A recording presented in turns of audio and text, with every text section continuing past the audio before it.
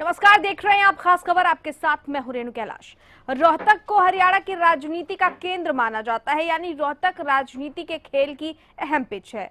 ठेठ जाटलैंड, लेकिन पंजाबियों का अच्छा खासा दखल। पूरे 10 साल इसके इर्द गिर्द प्रदेश की सियासत घूमती रही और बिना ब्रेक सरकार चली। सियासी बदलाव हुआ तो जाट आरक्षण आंदोलन का जख्म इस धरती के सीने में गहराई से धंसता चला गया। अब माहौल शांत है और काफी हद तक बदल भी चुका है। ऐसे में इस बदले माहौल में बीजेपी के राष्ट्रीय अध्यक्ष अमित शाह पहुंचे हैं। शाह लगातार 3 दिन यहां रहकर फिर से हरियाणा फतेह का रोड मैप तैयार करने में लगे हैं। अगले चुनाव की रणनीति तैयार की जा रही है। संगठन और लोगों को मूल मंत्र दिया जा रहा है, तो विपक्षी राजनीतिक दलों की निगाह भी लगातार शाह के दौरे पर टिकी हुई है।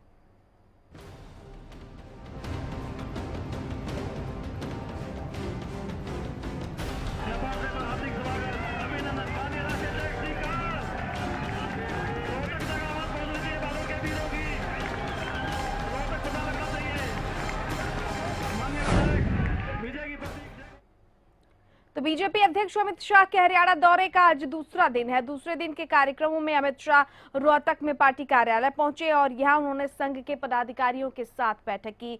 अमित शाह ने दफ्तर में लाइब्रेरी का उद्घाटन किया। इस दौरान अमित शाह ने कामकाज की भी समीक्षा की। आज हम भी इस सियासी हालात और इस दौरे के महत्व को टटोलने की कोशिश करते हैं और जानते हैं कि क्या कुछ अहम रहने वाला है अमित शाह के इस पूरे दौरे में। सामाजिक और संगठनों के पदाधिकारियों के साथ बैठक, कल मैराथन बैठक की गई अमित शाह की तरफ से, और उन्होंने 2 टूक शब्दों में कह दिया कि पार्टी के तमाम जो नेता हैं और कार्यकर्ता हैं तबादलों की सिफारिश ना करें, ना ही नौकरी में किसी की सिफारिश करें और ना ही इस बात का बुरा माने।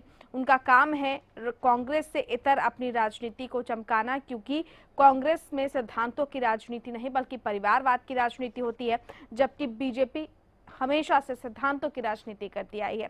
अब रोहतक चूंकि भूपेंद्र सिंह हुड्डा का गढ़ माना जाता है, ऐसे में क्या अहम रणनीति होगी, ये बहुत अहम सवाल है। एक के बाद एक बैठकों का दौर जारी है और ये कितनी अहम है, इसी पर चर्चा करने के लिए खास मेहमान हमारे साथ इस वक्त स्टूडियो में मौजूद है। मुकेश शर्मा, राजनीतिक विश्लेषक, बहुत स्वागत है मुकेश जी आपका।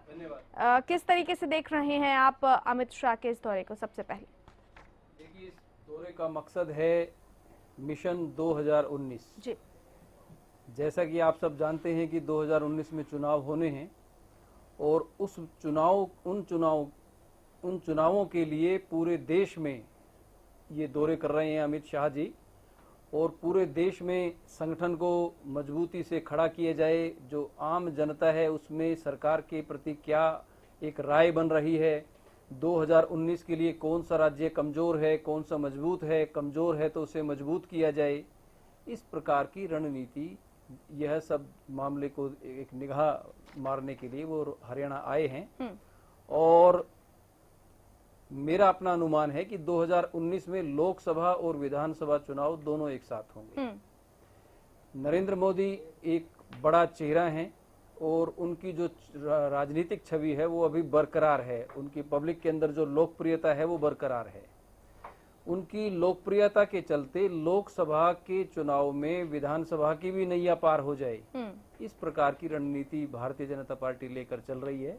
और उसके लिए जो जनता है, जनता के बीच सरकार, संगठन को लेकर, सरकार को लेकर एक सही राय बनी रहे, ऐसा प्रयास किया जा रहा है। लेकिन संगठनात्मक जिस तरीके से कहीं ना कहीं बीजेपी में भी बिखराव है, आक्रोश है, क्या उसको लेकर भी जो तमाम खटास है वो दूर कर पाएंगे अमित शाह? देखिए, जो आप हरियाणा की बात कर रही हैं, तो हरियाणा में असंतुष्ट विधायकों वाला मामला इससे पहले रहा था और उनकी शिकायत थी कि जो अफसरशाही है वो हावी है या विधायकों के काम नहीं हो रहे हैं।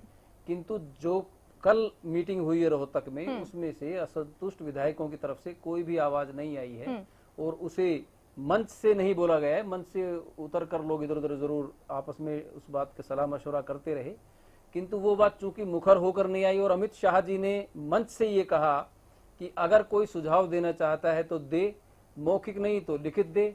तो अभी तक, कल तक कोई ऐसा सुझाव नहीं आया था जिससे कि जो फूट है वो सामने आ सके। लेकिन क्या इस बात को नजरअंदाज कर जाएंगे अमित शाह अगर कोई आवाज नहीं उठती है, या इससे बाखबर रहेंगे कि हाँ कुछ खटास है और उसको दूर करने की कोशिश करनी चाहिए? संगठन में जो चीजें होती है ना, जो संगठन में लोग केंद्र में ऊपर बैठे होते हैं, उनकी सब चीजें उनकी नॉलेज में होती हैं। इसलिए जो लोग सरकार के खिलाफ बोलते रहे हैं, तो जिस समय 2019 आएगा तो कुछ ना कुछ उनके लिए भी व्यवस्था की जाएगी। और जो लोग सरकार को चला रहे हैं और ऐसा समझा जा रहा है कि 4-5 लोग ही हैं जो सरकार को चला रहे हैं, उनका भी ध्यान रखा जाएगा, उनकी लोकप्रियता अलोकप्रियता का। तो ये सब चीजें 2019 से जुड़ी हुई है। मुकेश जी, रोहतक की बात कर लेते हैं। रोहतक कितनी अहम भूमिका निभा सकता है? हुड्डा का गढ़ माना जाता है और हुड्डा साहब ने कल ये कहा था कि अगर रोहतक को फोकस करके आ रहे हैं तो पूरा हरियाणा मेरा गढ़ है और उसको हिला पाना बहुत मुश्किल है बीजेपी के लिए।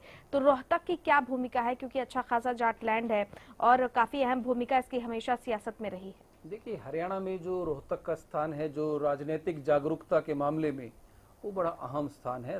रोहतक में शुरू से ही राजनीतिक जागरूकता रही है। जिस समय हरियाणा बना और हरियाणा के प्रथम मुख्यमंत्री रोहतक जिले से ही बने पंडित भगवत दयाल शर्मा, उस समय से ही वहां का जो मतदाता है वो जागा हुआ मतदाता है।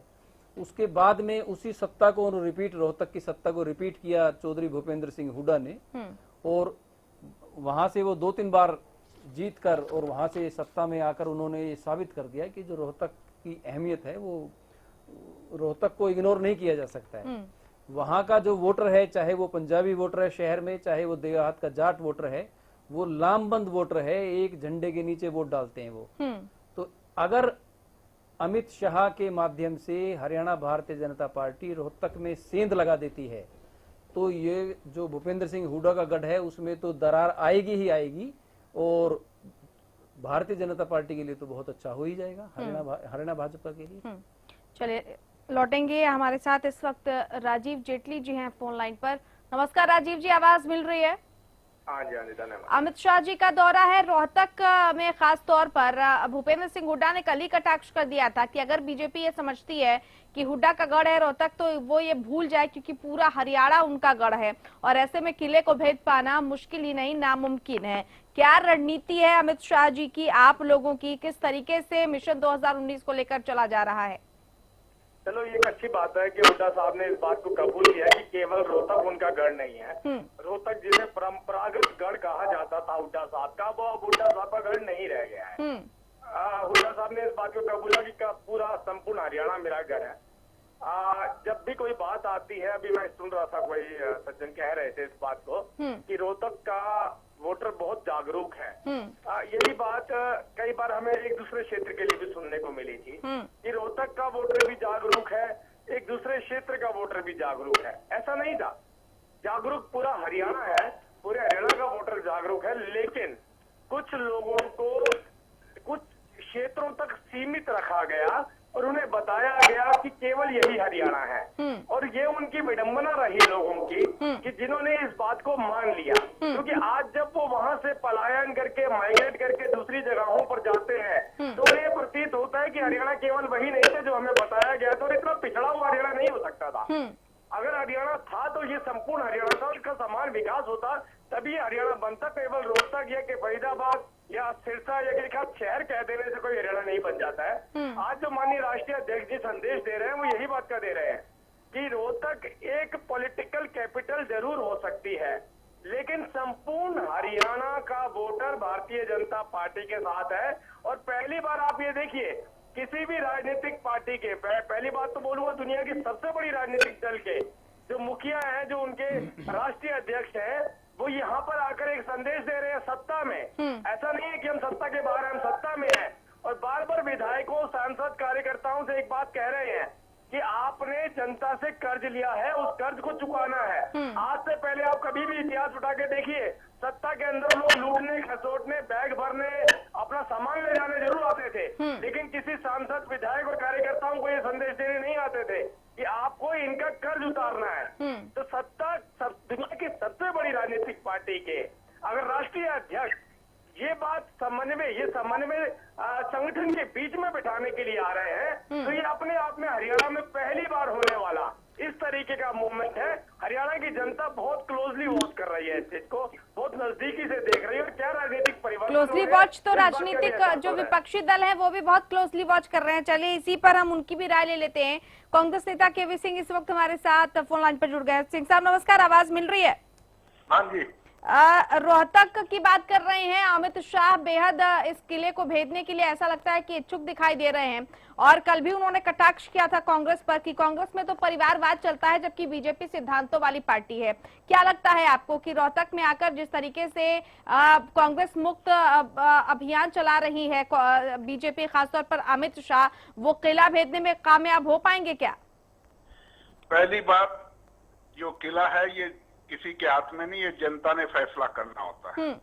लोकतंत्र में जनता की अदालत सबसे बड़ी अदालत है और वो फैसला करती है कि किसका कौन आदमी सत्ता में रहेगा कौन नहीं, ये तो वक्त बताएगा जो 1.5 या 2 साल के बाद। जहां तक सिद्धांत की बात करते हैं तो सिद्धांत तो बेंगलुरु में और आपके सामने नजर आ रहा है। जिस तरीके से खरीदो फरोख्त की राजनीति कहती कि हम पार्टी विद डिफरेंस हैं, और ये पार्टी जो दबाव आयकर विभाग को इस्तेमाल करके और जिस तरीके से खरीदो फरोख्त की राजनीति के तहत अपने राज्यसभा के मेंबर जिताने का काम कर रहे हैं, ये इनका सिद्धांत सामने आ रहा है। दूसरी बात, जिस तरीके से सरकारी मशीनरी का अमित शाह के विजिट पे दुरुपयोग किया गया स्कूलों, जबकि सुप्रीम कोर्ट ने, हाई कोर्ट ने सख्त मना किया गया कि स्कूल की बसों का इस्तेमाल नहीं किया जाएगा राजनीतिक उद्देश्य के लिए। और आपके सामने है मीडिया ने जिस तरीके से, प्रिंट मीडिया और इलेक्ट्रॉनिक मीडिया ने सरकारी स्कूलों की बसों का दिखाया, स्कूलों की जबरन छुट्टी की गई, ये इसका सरकारी दुरुपयोग किया गया। और जिस तरीके से अखबारों में सामने जिस तरीके से क्या कहते खाना परोसा गया, आज तक ऐसा खाना कहीं राजसी जमाने में भी नहीं किया गया। अलग अलग से तरीके से मिठाइयां, दूर दूर से, कहीं राजस्थान से अलग अलग पकवान। क्या यही सिद्धांत है? क्या यही सादगी है इनकी? ये क्या यही सीधा जनता से इनका तालमेल है? ये सत्ता का दुरुपयोग, पैसे का दुरुपयोग और अब पुलिस प्रशासन का दुरुपयोग करके ये सत्ता में रहने की कोशिश कर रही है। जनता बताएगी कौन सा गढ़ है। ये गढ़ जो रोहतक नहीं, सारा हरियाणा जो है कांग्रेस के साथ राजीव जेटली जी कुछ कहना चाहेंगे? क्या यही सिद्धांत है बीजेपी का जो तामझाम किया गया? देखिए, मैं बड़ा हैरान हूँ इस बात को लेकर कि एक दूध से बनी हुई मिठाई जिसमें शायद कुछ मीठा पदार्थ चीनी जैसा डाला जाता होगा, उसके ऊपर नजर बनाए हुए वो नेता हैं जिन नेताओं ने हरियाणा प्रदेश के अंदर मिठाई को दूसरा रूप दिया, मलाई को दूसरा नाम दिया। इनकी मलाई होती थी बैग भर के सोनिया गांधी जी के घर पर रकम पहुंचाना। इनकी मलाई होती थी रॉबर्ट वाड्रा जी को हरियाणा की जमीनों को लूटकर वहां तक लेकर छोड़कर आना। इनको मलाई और मिठाई का क्या मतलब पता? इनसे असली मलाई तो डाइजेस्ट ही नहीं होती है। इनको तो मलाई का मतलब ही केवल इतना आता है कि कितना लूटा हमने, कितना खसूटा हमने।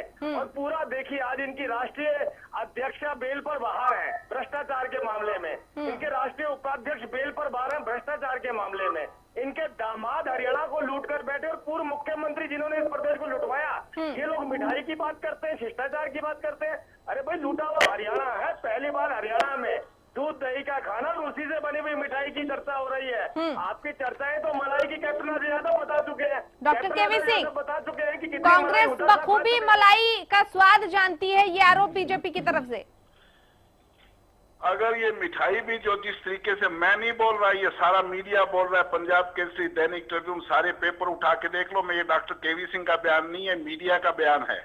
अगर ये मीडिया पे भी अगर उंगली उठाना चाहे, उनकी कहना निष्पक्षता पे अगर उंगली उठाना चाहे, तो इनसे ये पता है, इससे इस बात का भी दर्शाता है कि ये लोकतंत्र में और मीडिया की स्वतंत्रता पे कितना भरोसा रखते हैं।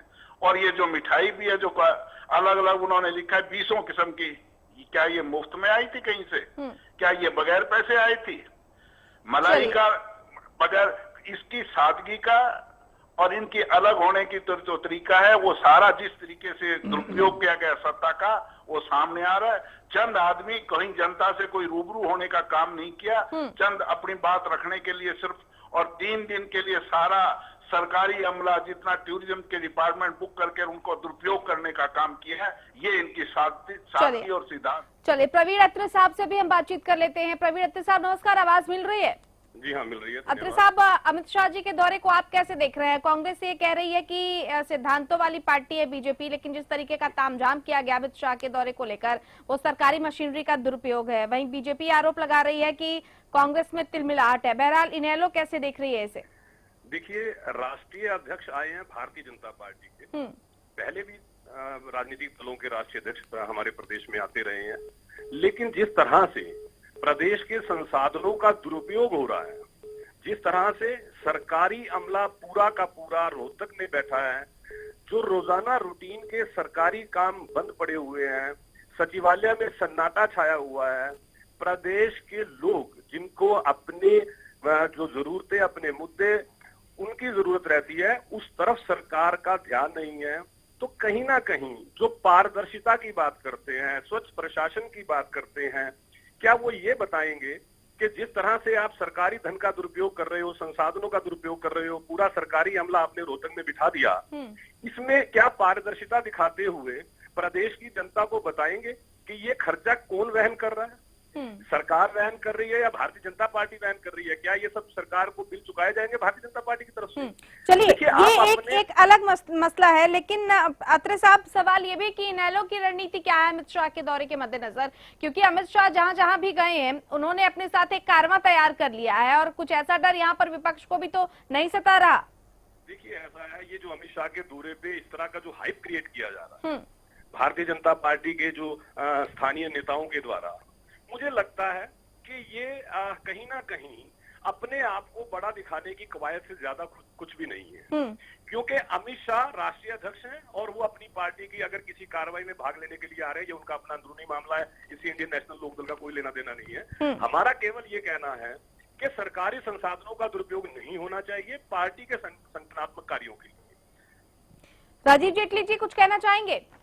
देखिए, भारतीय जनता पार्टी कभी भी एक 5 पैसा भी सरकारी कोष से अपने संगठनात्मक कार्यक्रमों के लिए नहीं लेती है। अपने संगठनात्मक कार्यक्रमों के लिए अपना पैसा छापती है। ऐसे हमारे राष्ट्रीय अध्यक्ष हैं।